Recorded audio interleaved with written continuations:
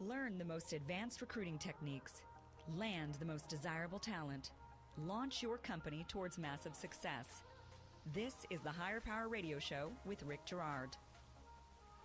How to treat people in the interview process. An interview is a two-way street, people.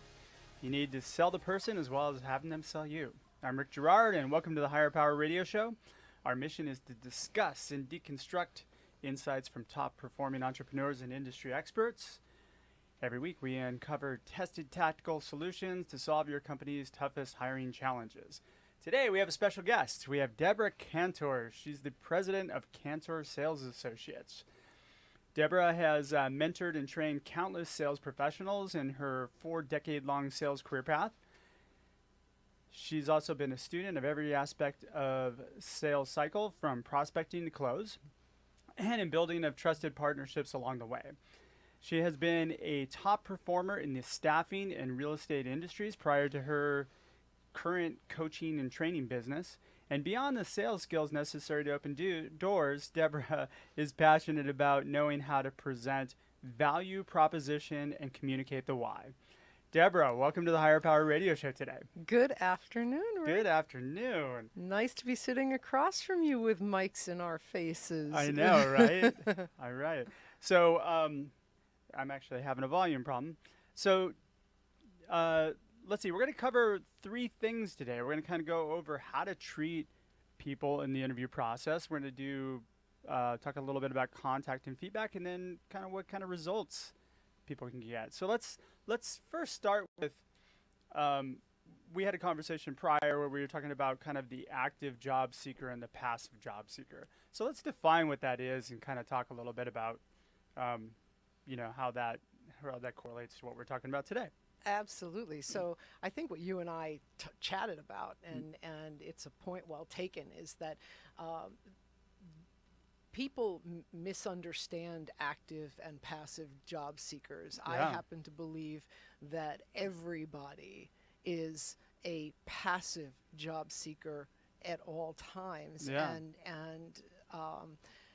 And it is in their best interest to be a passive job seeker at all times, because you should always have your eye on your career. Sure. You should always be assessing it, determining whether or not you're in a space that's adding value to your trajectory, where it is you're trying to head and how you're going to get there. Yeah. From an HR and a hiring person's perspective, however, it's important to respect the active seeker, who sometimes doesn't get as much respect. No, they don't get as should. much love, especially if they came from like a job board or they replied to a posting. Right. Yeah. And so one of the reasons, and you and I got into a great conversation about this recently, is one of the reasons it's so important to treat that active seeker with as much respect as the recruited candidate, is because that active seeker may very well get the job. They may end up working for your company, and then you're going to have a very different relationship with them. So Yeah. it's important to just treat everybody with respect. Treat everybody with the level of respect you would want to be treated with. I think the challenge, though, comes in of, first off, getting the interview a lot of times. I mean, it takes forever sometimes for somebody who goes through a job board. And you have to give, some companies are getting lots and lots of resumes, but the fact is that you got to contact them. You have to talk to them. Absolutely. Especially as recruiters or HR professionals, you never know who that person is behind that resume. You never know. You never know who they're related to. You never know who they know. You never know whether or not it's a family member, which they didn't want to use that card, might in fact be a C-suite participant in your company. Yeah. You just simply don't know. And I think also it's super important to put yourself in the position of the job seeker. So one of my very first companies that I recruited for many years in the Boston market, the owner of that company never advertised.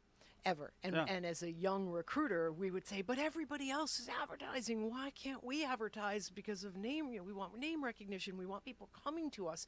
And he said, no, you don't. Because if you have people coming to you by the hundreds, you're going to have to take the time to respond to every single one of them. Absolutely. Otherwise, you're going to build a terrible reputation. You're going to Yeah. be that recruiter that didn't respond to people. And Yeah. and people don't forget that. People No, never not at all. forget how you made them feel and how they were treated. Yeah.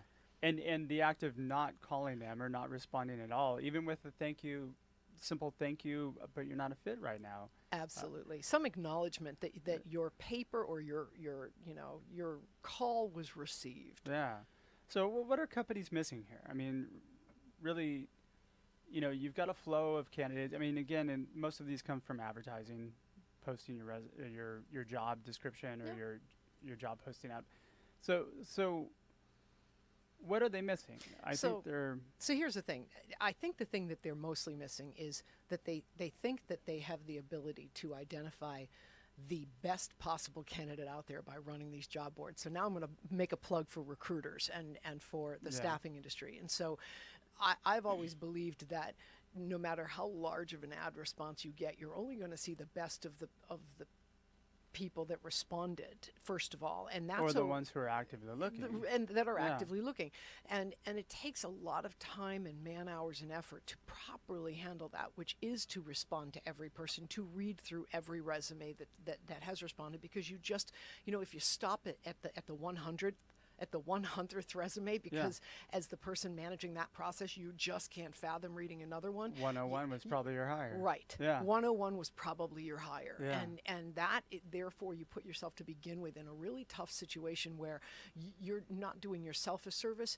I am a golden rule person. I teach the golden rule. I live by that golden rule, which is treat others as you want to be treated. If you were a candidate Sure. responding on a job board, you would want a response. You would want to at least know your resume got looked at.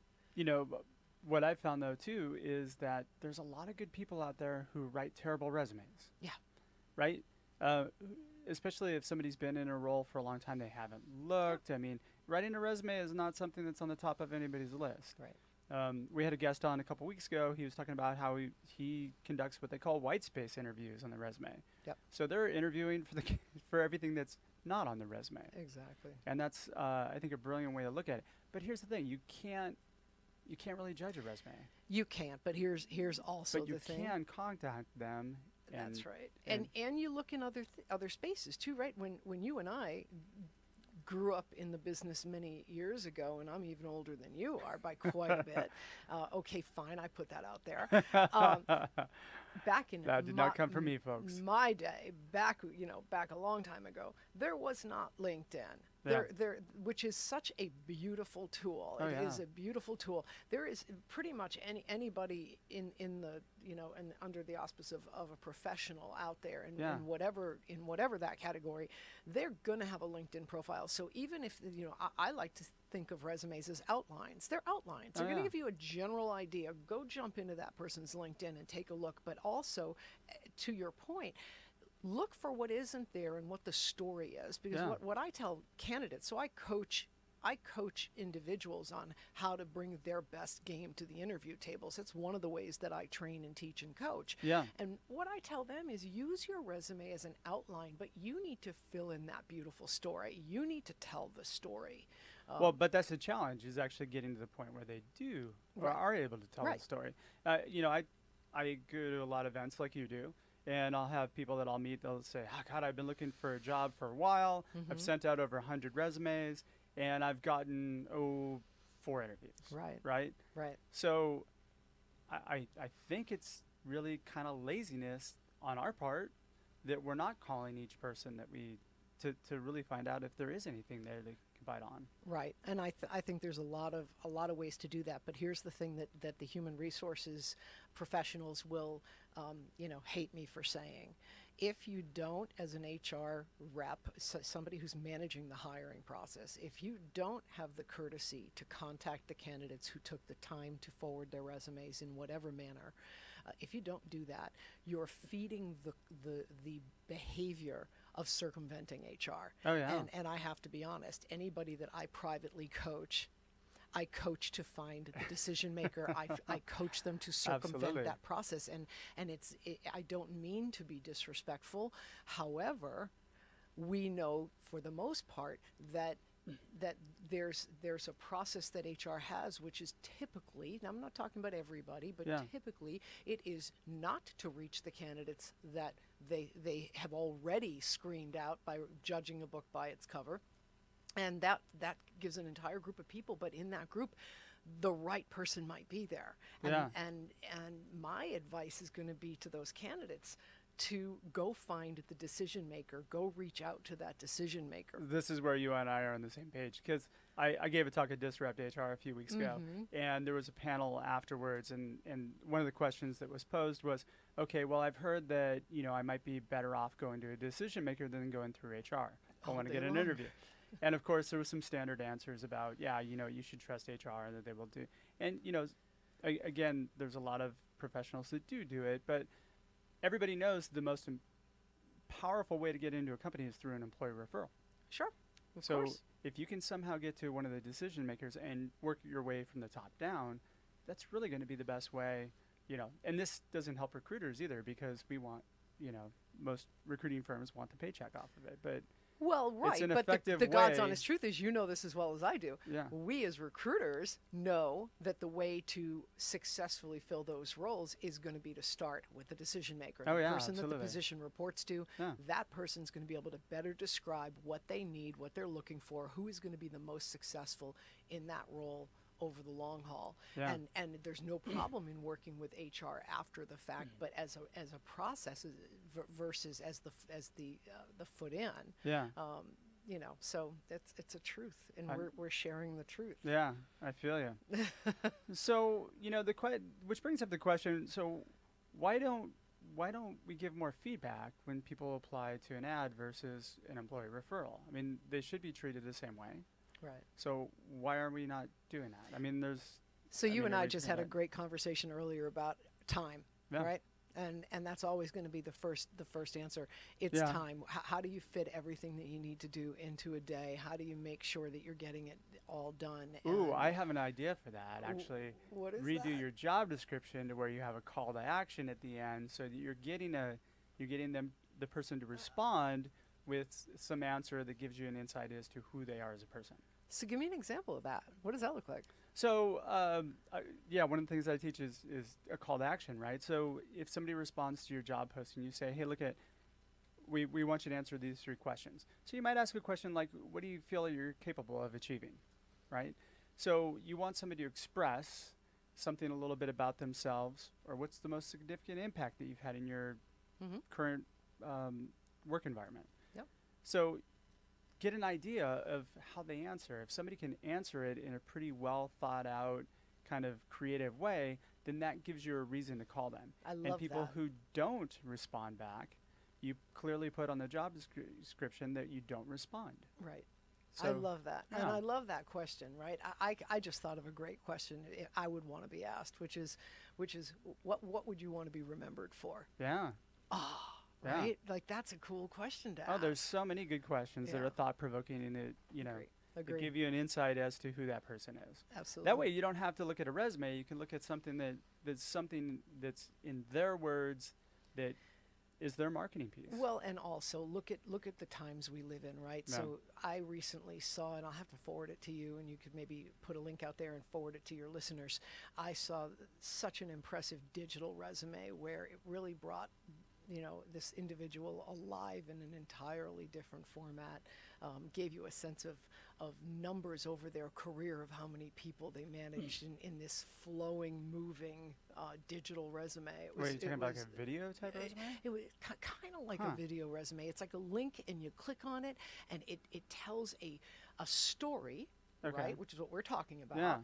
of the person, but they do it in you get to see a visual, you get to physically see what that person looks like. Yeah. And don't we choose that when we're picking doctors these days, right? You go online Yeah. and you look at the doctor before you choose them. You kind of go, okay, this person looks like somebody I'd wanna interact with, and then it gives you it basically gives you summaries of what this person's done, X number of years in total, this number of hundreds of people that they've managed over the course of these 30 years.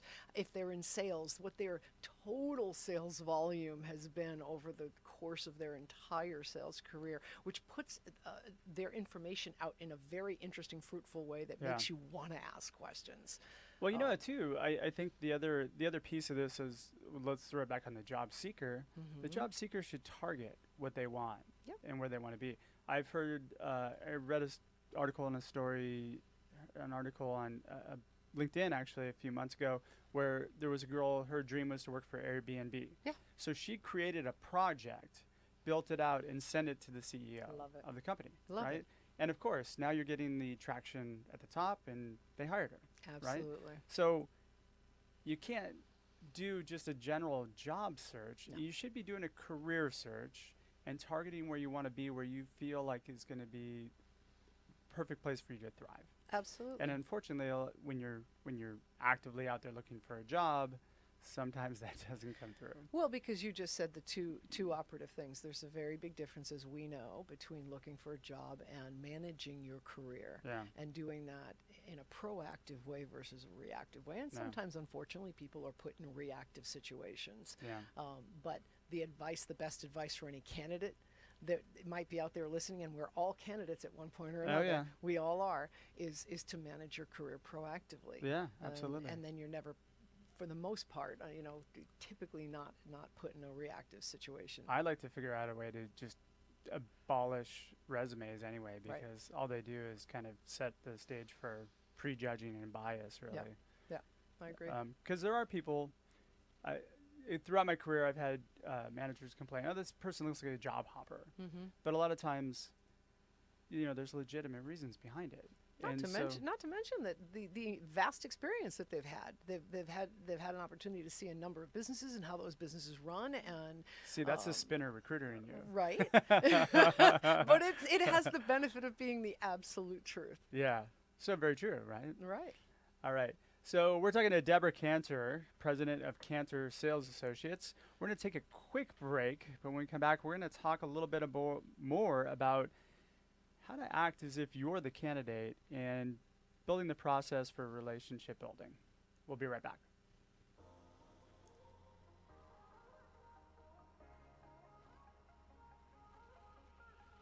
You're listening to Higher Power with Rick Girard, giving you access to recruiting techniques that will help you hire key talent to build your company towards real success. Rick is a recruiting executive and entrepreneur who's been successfully recruiting in the aggressive Silicon Valley technology landscape for the past 2 decades. After a very successful stint at Apogee, he founded Stride Search in 2012. Based on a lean efficiency model, Stride has uniquely positioned itself as a leader in retained search for the most critical talent hires within a small organization. Whether you're a startup executive or recruiting professional, by listening to Higher Power with Rick Girard, you will walk away with skills to help you attract and hire great talent.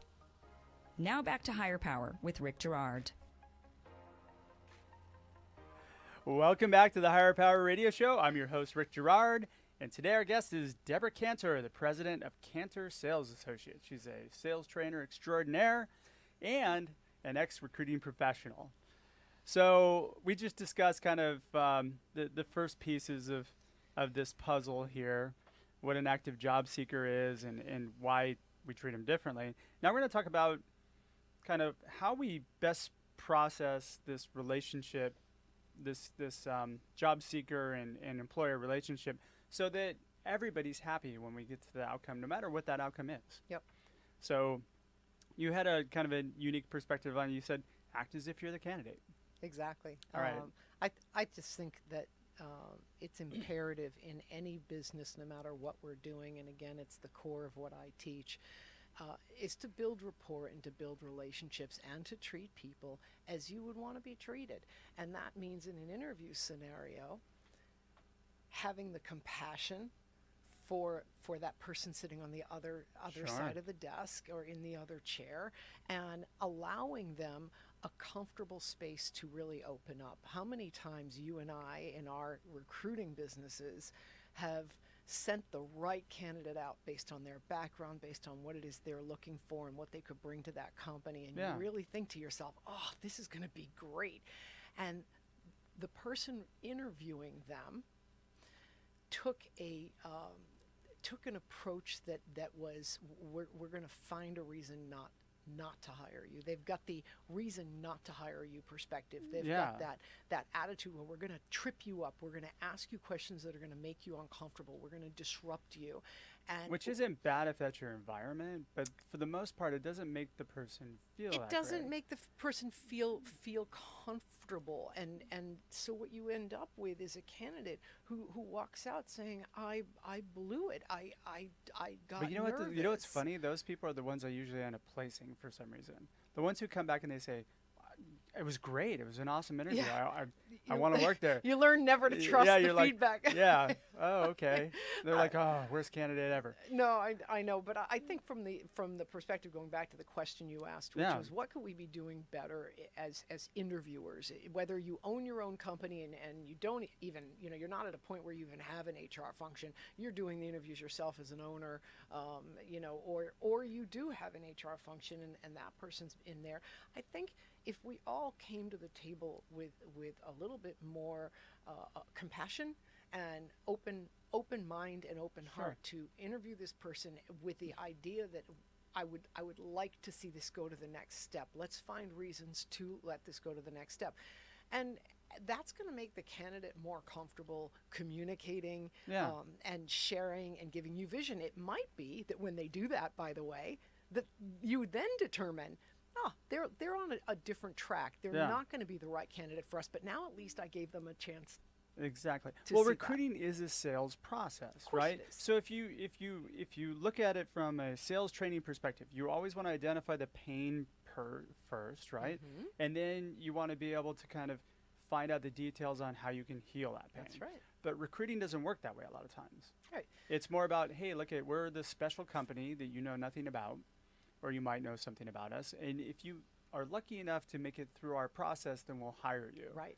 And the which problem is kind of the wrong way to look at it. Absolutely. And you and I have definitely chatted about this a little bit too. And the problem with that is that it is a two-way street. That's the name of this show, right? Today, interviewing is a two-way street. And you're, especially in the current market that we're in, I think we're at about a 2.8% unemployment in Orange County. I think maybe just under 4 and some change overall nationally. Yeah. So we're now in a scenario where there are more opportunities than there are great qualified candidates to fill those opportunities. So when you're an interviewer, when you're hiring, you really need to understand that it isn't only about the candidate selling you on their background, it's about you selling the candidate as well. And if you don't do that from the get-go, and I've told this to candidates for years, I teach it to everybody that I train in my sales role, if you don't bring your best game to the table initially, there is no second opportunity to make that first impression. No, not at all. And the candidate has choice, especially our millennials these days. They are not having it. If they're condescended to, if they're not treated with respect, they are not interested, and they will not be interested. And engagement starts from their first point of contact with the company. Absolutely. Which I say is the job description. I agree. However they reach out to you, whatever they see, that's the first point of engagement. And if you blow it there, you're going to blow it everywhere. I agree. Probably. I think that is such a great perspective. Most people think it starts in the conversation, the first reach up, but you're absolutely right. It absolutely starts with the job description. I spoke to somebody from a very, very large government company that we all know starts with an R. Recently, she's a senior level engineer, and she was telling me that they are having the most devastating time recruiting right now. Oh, it's because they have not come into this current time. They're not attracting candidates because they haven't changed their job descriptions. Everything about that company is from back in the 1950s. And so nobody's wanting to even interview there, much less accept the roles there. Or people are using it as interview practice. Exactly. Right. So I can get an interview at this place. I'll get some practice, and Love hopefully that. something else comes through. Absolutely. So, God, that's a bad position to be in when you're the practice interview. Absolutely. Agree 100%. But then again, a lot of times that interview style, that practice probably doesn't help you for this. So the best this advice I've ever I always gave candidates, and that I continue to always give anybody who calls me and says, hey, I've got an interview. Can you just help me a little bit? Coach me. Tell me what I should do. Go into it wanting it more than you want your next breath. Put that foot forward, meaning show them everything you've got. Put your best energy forward, because if you don't, you might learn during the process that it is something you really want, but you blew it to begin with. Yeah. And that was because you didn't put your best foot forward. And I would tell the same thing to hiring. Yeah, I was going to say on the flip side, Exactly. hiring managers and companies, Exactly. hey, look, there's value to be gained from every interview that you have. Guess what? If that person's not a fit and you have a conversation with them and you both determine that it's not a fit, guess what you can ask for now? That's right. Referrals. Right? Absolutely. That's right. And I think so many companies don't even think about that. No. we gain referrals from everybody that we have in the interview process. Absolutely. So I brought this great little I one like how we sheet. both went, referrals. I brought this great one sheet. So what it says is, I gear this towards salespeople, but it's really true of anybody who would need a referral, right? Yeah. So 80% of, first of all, 80% of all sales, whatever you want to refer to that as, are established in the 8th to 12th meeting. So Okay. some Yeah. interviews don't go that long, but think about that, right? People are going to be sold and get comfortable after they've had more and more time to talk with you, chat with you. That's the touch phone call, the warm calls, and that could be from recruiters or it could be from HR departments. But Yeah, sometimes moreover, it takes, if you're reaching out to candidates, it takes 7 to 10 points of contact before they even pick up the phone. absolutely, Yeah. absolutely. But only 11% of anybody who would find use in a referral, think about this, only 11% of anybody who would find use in a referral is asking for one. So that includes HR people. That includes anybody like you just Includes salespeople then Oh, too, right? absolutely includes Yeah. salespeople. So, but when you think about human resources, you bring up such a great point. You can meet a candidate. They're just not the right fit for whatever the reason is. But if you had great rapport with them and you both determined this probably isn't the right thing for us, Yeah. you still have another door Yeah. to open. Yeah. And if you haven't behaved well, Yeah, then if they're you've not treated them going to. poorly, they're not gonna. Nobody's gonna refer that person Yep, to you. absolutely. And what's gonna end up happening is they're gonna go back home. They're gonna be upset and And now you bad have social Glassdoor review. media. Yeah. Now you have social media. Now you have every form out there Yep. of people expressing how displeased or insulted or Yeah. just Well, I think unsatisfied they Glassdoor were. is kind of the worst for that Right. because you can post anonymously, Yeah. and now as a company you kind of have to pay to get that taken off, or you have to address it in some sort of way. If you Yep. don't address it, it's not a good thing. I agree. Companies, address your bad Glassdoor reviews. Very important. Immediately. Talking to you. Immediately. Yeah, immediately, and do it in a positive way. Yep. Absolutely. All right, so I think another area in which we fail is that we're not setting a timeline and we're not following up. Right. Right. So we call it ghosting, right? So somebody goes to an interview, they invested 4 hours of their day with you. You decide, hey, this person's probably not a fit. Right. Let them know. Right. Don't just go away. It's totally inconsiderate. Well, it's inconsiderate because not only if they're a quality candidate, not only do they invest the 4 hours with you, they very well may have taken time off from a job or something else that they're doing. They might have had to pay for coverage for family or something along those lines. To do the interview. And they probably Parking, did some whatever else. research. Yeah. They probably spent some time researching that company and learning about its industry if they were unfamiliar with it. So it's not even just the 4 hours. It's all the prep time and all of the other things that went into it. So no, you need to follow up. Follow up all day long. Follow up. In most of the industry that I recruit for, most people prep. But Right. there are a lot of people that don't prep for interviews. They just kind of show up. I've interviewed people that have come in for my company, and so I ask them, what have you learned about my company? Well, I don't know. Right. Right. So why am I talking to you? Exactly. Well, that's a whole other thing. So yeah. That's another episode. That's an entirely different episode. Prepping to be a strong candidate. Yeah. Right. That's something that I spend a lot of time with people on. Exactly. Absolutely. So what can companies do to protect their reputation, to make sure that they're treating people as they would want to be treated, right? It's really all about being human beings and being respectful to one another, and that is not to ghost, right? Just follow up with somebody, let them know that we appreciate your time, but at this point we're taking it in a different direction. Yeah. But thank you. Yeah, but even when you release somebody, the professional release of a candidate too doesn't really happen. It's usually like just an email. Right. Thank you. We've decided to go. Right. You can. I think that warrants a phone call too. Right. Because we're in the human business, and when you take all these, just sending a form email saying that, hey, we're going to pass on you. Right. That's not cool. No. It's not. I think one of the biggest fears, and you're better to address this these days because I haven't been in the staffing space directly in a while, but I think one of the biggest fears companies have is the litigation aspect, right? So what can you say? What can't you say? And so having a verbal conversation about why a candidate didn't get an opportunity opens a door to potential risk. What? That helps. But so you can let people know, though, in the interview process when you set it up, if we decide it's going to be a pass, then we'll just let you know. And just so you know, we can't provide any feedback to you because of legal reasons. Right. So again, preparation is a big piece of this. Right. As long as you're preparing people for what's going to happen. Yep. So when you wrap up the interview, here's what's going to happen next. Right. We're going to gather information. We're going to get our feedback. We'll follow up with you in the next day or so.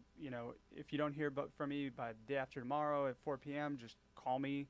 Right. Just something to kind of set a timeline and make sure that you're closing the loop. Well, again, we do that as recruiters, don't we? Yeah, Our candidates call us. We let them know. Yeah. When you go out on an interview, I need to hear from you as soon as you step outside that door, because in case they call me right away, I want to know in advance. Of course. How you feel about it. Their call back to me. Absolutely. Yeah. So we set that expectation up in advance. And what I always have said to candidates when I was working with them is sometimes there isn't a reason, a tangible reason that one person does versus doesn't get it, and I've always, you're going to laugh at this. A lot of times it's cultural fit. And sometimes it's cultural, and you're absolutely right. But I've always equated it to dating. And I know it's a funny analogy, just not the chemistry. It's about a chemistry thing. Yeah. It's not that there's nothing wrong with that person. They're attractive, they're smarter, they're funny, but sometimes it's just about a fit. And if it's not the right fit, or somebody, even more importantly, somebody else is just simply a better fit. You can't always define what that is. That's true. And I've always given candidates that explanation, because I also think it's important for them to be able to be at peace with the conclusion that they weren't the right one. They didn't get the offer, and they don't have to beat themselves up. They don't have to change anything about what they did. It simply was a match, a chemistry thing. So I always have used that analogy to help people just get past it and be willing to take another interview and go on. Yeah. Yeah. Well, I mean, it is time consuming. All right, so let's just we're getting close to wrap up thing from Paul over there, our engineer. So what results, when we treat people the way they need to be treated, right? And what results are we actually getting that would benefit a company that they're not necessarily getting right now? I think that most importantly, that company's reputation, how they're known for street cred, is going to be important, because the candidate that you mistreated is going to have friends who are in the same field or in the same industry. Yeah. They're going to say, "Hey, I applied to that company." I've had that happen to me. Right. Yeah. So I think street cred, if we're summarizing here, is an important aspect. And by all means, you pointed out the social media street cred is just as important, if not more important. So and if you give people just that 2-minute phone call, Yeah. right? Now you have positive feedback. Absolutely. You You leave somebody feeling good. Yeah, you leave them feeling good, even Right. though they didn't make it through. I agree. Hey, the other thing they get is referrals if they ask for them, Absolutely. which a lot of people don't. Absolutely. And you might want to go back to somebody. And that's the other thing. You could interview a candidate that wasn't right for you. If you ended well and you built rapport with that candidate, now you have another opening that isn't for them, but you know they know people. You Yeah. know they do. Yeah. You and I do this. I mean, we've done this all, right, Yeah. for a living. You could go back to that candidate and say, hi, we spoke about an opportunity. It didn't work out, and I hope you're doing well. What are you up to? The reason I'm calling is that we are actually recruiting for a 3-year level person right now, and we're looking for somebody who had similar industry background to you. Wondering if you know of anybody that you would be willing to recommend for this opportunity. You can make that call and have it be hugely successful if you bothered to build rapport and end things properly with the candidate. So very, very true. Yeah. So we're just about out of time for today's show. Deborah, thanks for your time investment today. It was a lot of fun. And I wanted to welcome you to the Higher Power Radio community. Now, I'm sure that some of our listeners might be able to use your expertise. How do they reach you? Oh, absolutely. So thank you for asking. And of course, I don't have my card right in front of me, so now isn't that silly? But you can reach me at Deborah@kantorsales.com. And spell Deborah. Deborah at Kantor, Kantor, sales.com. Awesome. And I would love to hear from you. Okay.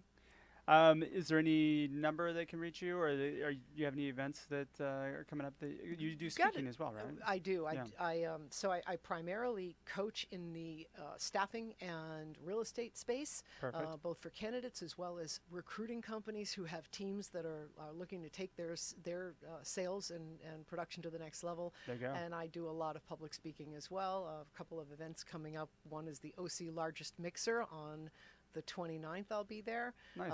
And then the OC Ultimate Women's Expo on April 13th and 14th. Very good. Well, I'll have people come up and say hi to you. Yeah, please do. All right, so I want to thank our listening audience for tuning in to this week's episode of Higher Power. Quick thanks to our team, our engineer Paul Roberts, our producers Andrea Ballin, Shanti Ryle, and Kim Iverson. To listen to this show and any past episodes, you can check us out on Hire, that's HIRE, we're not a religious show, powerradio.com, or Higher Power Radio on iTunes. Follow us on LinkedIn or Facebook at Higher Power Radio Show, or you can follow me on Instagram at RickGerard1. We have another great show lined up for you guys next week. Tune in Tuesday to find out. That means we don't have them confirmed yet. So until then, I'm your host, Rick Gerard, and you have been listening to the Higher Power Radio Show. Aloha. Thank you for listening to Higher Power with Rick Gerard on OC Talk Radio.